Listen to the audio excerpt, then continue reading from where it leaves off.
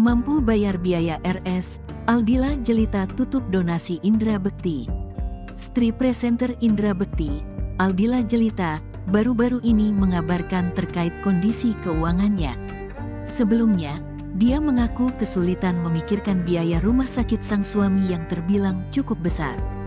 Jumlahnya pun ditaksir mencapai 1 miliar rupiah.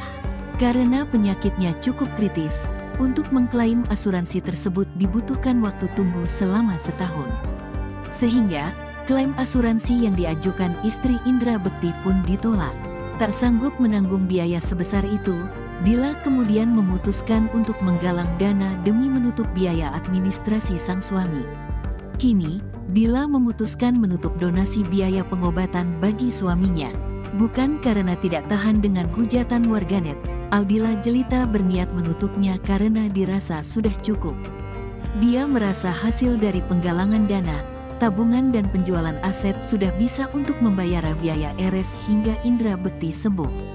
Insya Allah udah cukup, katanya, dilansir Tribun Style dari YouTube Sambel Lalap.